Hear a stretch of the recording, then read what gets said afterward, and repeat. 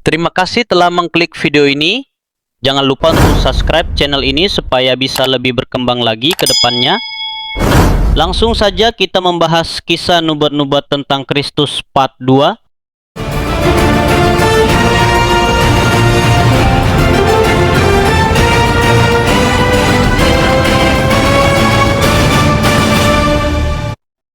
Pada tahun 605 sebelum Masehi, Israel ditaklukkan oleh Babel.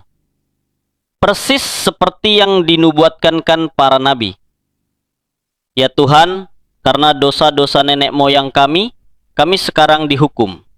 Tolonglah kami menaati hukum-Mu pada saat ini dalam negeri asing ini. Lebih dari 5.000 orang Israel dibawa ke Babel sebagai tawanan perang. Yang dibawa adalah orang muda dan berpendidikan, dengan harapan mereka bisa melayani kerajaan Babel. Di antara tawanan perang itu ada pemuda yang bernama Daniel. Daniel selalu menaati perintah-perintah Tuhan dan dia hidup taat kepada Tuhan Abraham. Kami bersyukur kepadamu Tuhan surga dan bumi, Raja alam semesta, karena Engkau mendatangkan roti dari tanahnya.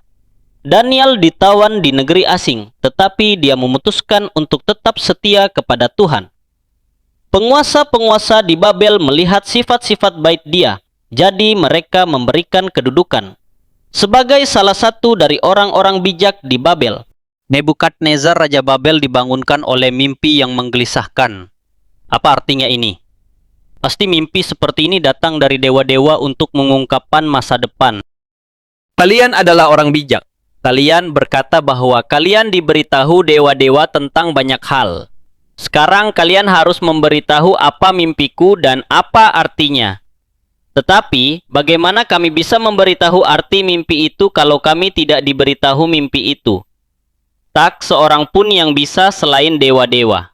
Kalian mengaku dewa-dewa memberitahu kalian. Aku sudah merasa kalian semua adalah penipu. Kalian semua akan dibunuh beserta keluarga kalian. Dan rumah-rumah kalian akan dihancurkan. Daniel, aku menyesal besok kamu dan semua orang bijak di Babel akan dibunuh. Karena raja tidak percaya lagi kepada orang-orang bijaknya. Tuhan Yahweh bisa menyingkapkan mimpi raja. Minta raja menunggu 1 hari lagi. Aku harus berdoa dulu.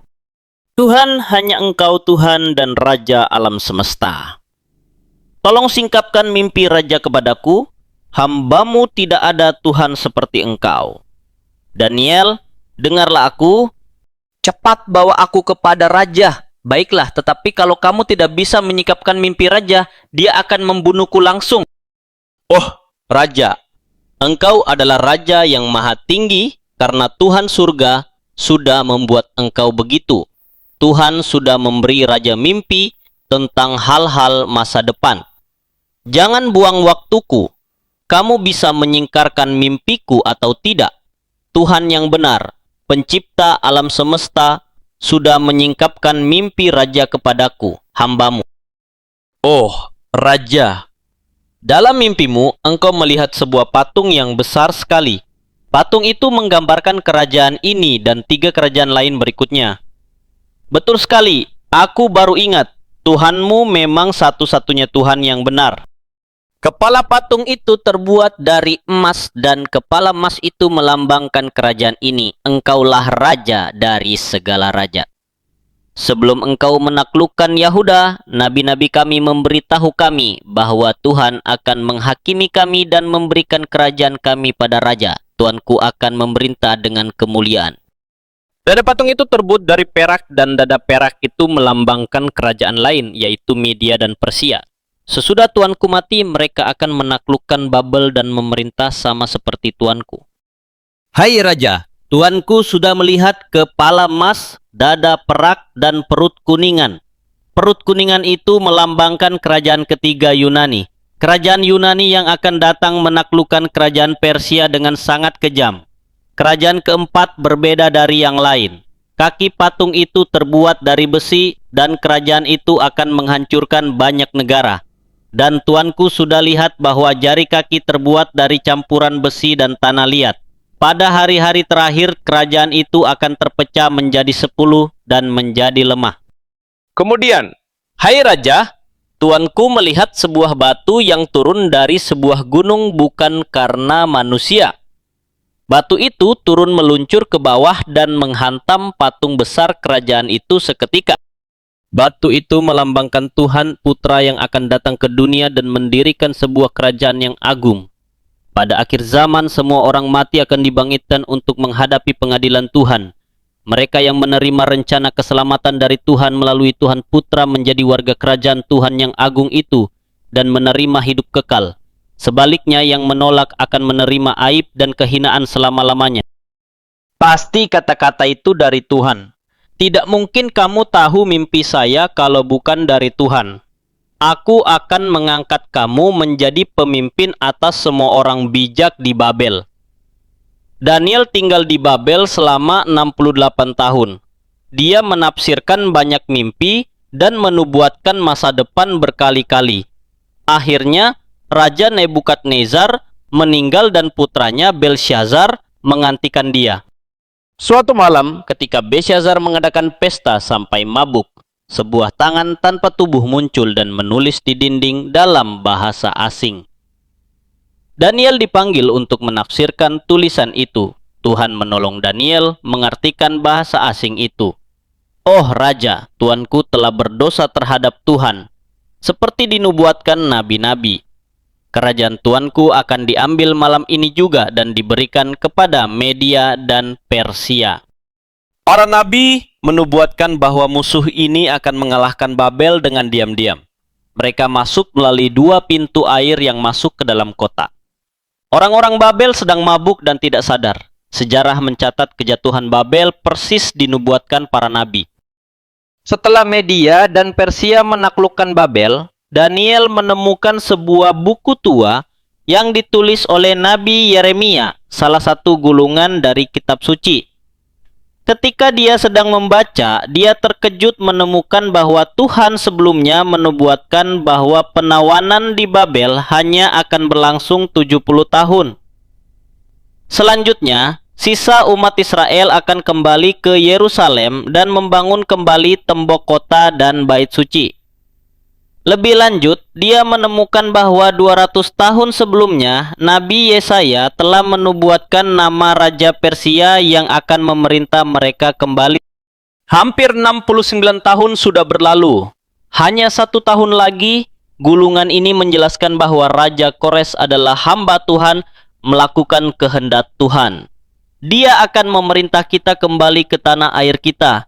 Dimuliakanlah engkau, ya Yahweh, Tuhan kita, Raja alam semesta.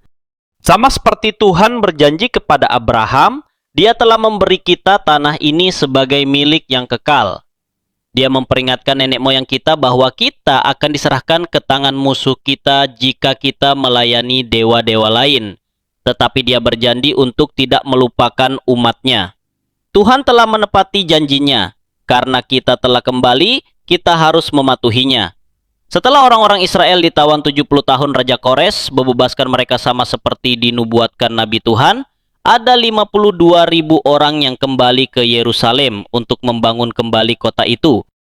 Kita harus mengatur, kita akan membangun kembali tembok kota dulu dan kemudian bait suci. Ya, Yahweh, Tuhan Abraham, Engkau telah membawa kita kembali seperti yang Engkau janjikan. Tolong ajar kami untuk berjalan di jalan-Mu. Aku sudah siapkan air minum. Mari kita mulai bekerja. Daniel sudah sangat tua, jadi dia tidak kembali dengan yang lain. Dia masih menjadi penasihat para raja kerajaan Media Persia yang tinggal di kota Babel. Tuhan memberinya beberapa mimpi lagi mengenai masa depan, bahkan sampai akhir zaman. Dalam satu mimpi dia melihat binatang terbuat dari logam. Malaikat menjelaskan arti mimpi itu. Tuhan menunjukkan apa yang akan terjadi pada akhir zaman. Tuhan pernah mengungkapkan kepada Nebukadnezar bahwa akan ada 4 kerajaan. Yang sekarang adalah kerajaan kedua, yaitu Media Persia. Berikutnya adalah Yunani. Yunani dengan cepat akan menaklukkan Media Persia, tetapi tidak lama. Kerajaan Yunani akan terpecah menjadi 4 bagian yang akan saling berperang sampai hanya ada 2. Dua bagian itu akan saling berperang selama bertahun-tahun sampai mereka ditaklukkan oleh kerajaan keempat, yaitu kerajaan Roma yang dilambangkan binatang logam ini. Kerajaan keempat akan menjadi seperti besi, lebih kuat dan lebih kejam dari semua kerajaan sebelumnya. Kerajaan ini akan menaklukkan semua kerajaan lain, tetapi pada akhir zaman kerajaan ini akan dibagi menjadi 10 negara. Kemudian akan muncul seorang pria yang berbicara tentang perdamaian. Dia adalah tanduk terakhir yang ada di kepala binatang logam itu. Pada akhir zaman, dia akan membujuk dan menjanjikan perdamaian, namun sebenarnya akan menaklukkan dan kekejian di tempat suci di dalam bait Tuhan, yang menurut hukum Tuhan hal-hal itu najis, sehingga tempat itu tidak boleh dipakai lagi untuk persembahan kurban. Kemudian akan datang suatu masa kesukaran yang besar di seluruh dunia, tetapi orang yang sudah diselamatkan Tuhan akan bertahan. Daniel, Tuhan ingin kamu tahu apa yang akan terjadi dan kapan. Setelah 483 tahun perintah untuk memulihkan dan membangun kembali bait suci diberikan, Mesias akan dibunuh sebagai pembayaran untuk dosa-dosa manusia, dan kemudian bait Tuhan akan dihancurkan lagi. Nubuat ini akan digenapi, Mesias akan diurapi, akan ada pendamaian antara Tuhan dan manusia, dan jalan keselamatan akan disediakan untuk manusia. Seperti dicatat Daniel, Mesias masuk kota Yerusalem dengan kemenangan tepat pada hari terakhir pada masa 483 tahun itu. Sejak Tuhan menciptakan Adam dan Hawa, banyak nubuat telah diberikan tentang Kristus yang akan datang. Tuhan telah berfirman kepada Adam dan Hawa bahwa benih, yaitu keturunan dari seorang perempuan, akan datang dan membinasakan si jahat. Dari keluarga Sem, bukan Yafet atau Ham. Tuhan berfirman lagi kepada Nuh bahwa Mesias akan datang. Tuhan berfirman kepada Abraham bahwa pembebas akan datang dari keturunannya melalui anaknya Ishak. Tuhan memberitahu Ishak bahwa penebus yang dijanjikan akan datang melalui putranya Yakub, dan dia berfirman kepada Yakub bahwa Kristus akan datang melalui Yehuda. Banyak nubuat tentang kehidupan penebus yang dijanjikan diberikan oleh Tuhan kepada beberapa nabi.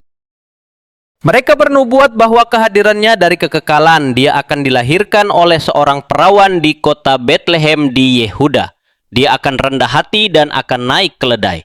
Tuhan akan memberikan rohnya kepadanya dan dia akan membawa penghakiman kepada orang yang bukan orang Israel. Dia akan menjadi terang untuk orang yang bukan orang Israel dan akan membawa keselamatan untuk semua orang yang ada di dunia. Dia akan menjadi Mesias yang menderita dan akan ditolak oleh umatnya, dan mati dengan tangan dan kaki ditusuk. Dia akan disalib telanjang dan akan kehausan, tetapi yang diberikan adalah cuka. Dia akan mati di antara penjahat-penjahat dan akan dikubur dalam sebuah makam orang kaya. Nubuat-nubuat Daniel tentang 4 kerajaan telah digenapi, tepat seperti telah dinubuatkan. Pada tahun 330 sebelum Masehi, Alexander Agung dari Yunani memulai rencana perangnya yang berlangsung 7 tahun, di mana dia menaklukkan semua kerajaan yang terkenal, termasuk kerajaan Media Persia yang besar itu. Yunani berkuasa sampai sekitar 167 sebelum Masehi, ketika kerajaan besar keempat, yaitu Roma, mulai berkuasa di dunia.